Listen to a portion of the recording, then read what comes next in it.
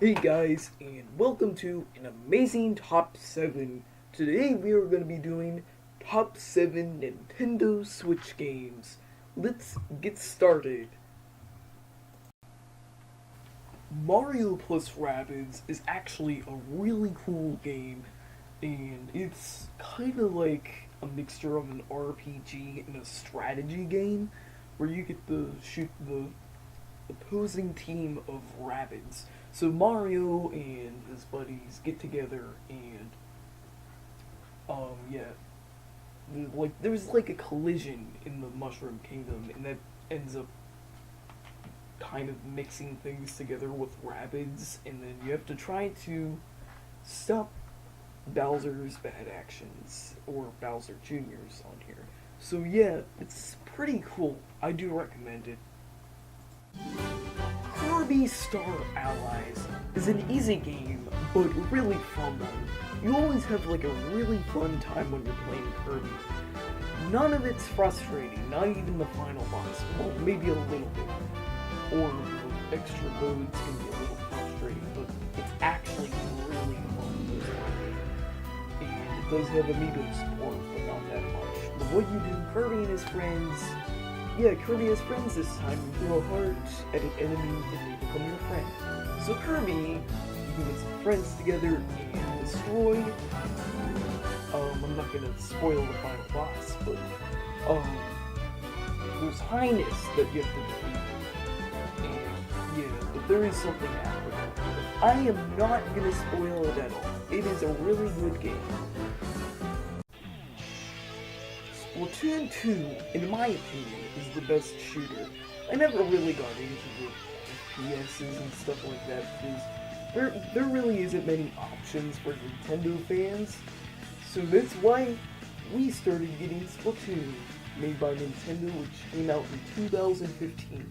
I actually originally didn't get the first game, so I got the second game. And the second game, I suppose, is a lot better than the first, because there's a lot more features and stuff involved. It's amazing because you get to like shoot ink around on a turf war, and it's actually really fun and really interesting, and I definitely recommend it. It is an online game, so you're gonna have to buy the Nintendo Online when it comes out in September. So yeah, that is pretty cool. Oh, and I forgot to mention the cool Salmon Run mode that was added to this new game as a new feature. And they constantly put out updates. So yeah, pretty cool. Mario Kart 8 Deluxe is adding on to one of the best Mario Kart games ever, Mario Kart 8, which should be considered a classic. Well, probably the deluxe is, because millions more bought it. Well, it's actually surpassing the original version. And it is really cool. I believe 48 tracks and a bunch of battle tracks too. There's new battle mode in here. And it is an online game, pretty cool. It has amazing controls, ton of power-ups. It is actually a really fun game, and I recommend it. There are a ton of characters and a lot to explore. So yeah, check that out if you get a chance to. Donkey Kong Country Tropical Freeze actually just came out on the Switch not too long ago, but it is awesome.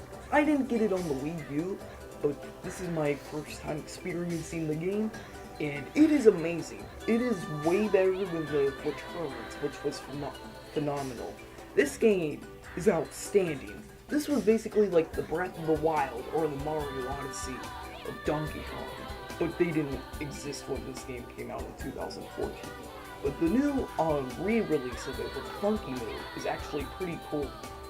I haven't played the Funky Mode yet because I'm going through the game with Classic Mode first.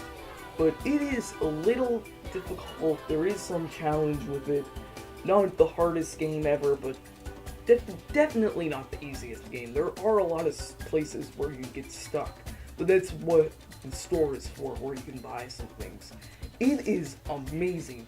The graphics, the music, the level designs. Just like you could find yourself mind parting, jumping off different platforms that are moving. And it is really cool. Art style is amazing. And definitely check this one out. The Legend of Zelda Breath of the Wild took my breath away. Literally. Well, yeah, you get the pun. But Breath of the Wild, why it's not my number one, I'll explain when I'm on the number one. But this game is amazing. It's an expansive open world that is literally miles wide. You could explore mountains and caves and forests and jungles and tundras and all this stuff. Get all the four divine beasts and fight off Calamity Ganon in the Hyrule Castle. You can experience life in that game. It's filled with life. You can go around Hyrule and just experience the culture there. You can cook food and craft, and ride your horse around, talk to the people. It is amazing. That game has amazing music and graphics and awesome art style. This game is ahead of its time, even though the graphics aren't as good as their competitors. It is amazing, and it really took my breath away. Now it is time for some honorable mentions before we hit number one.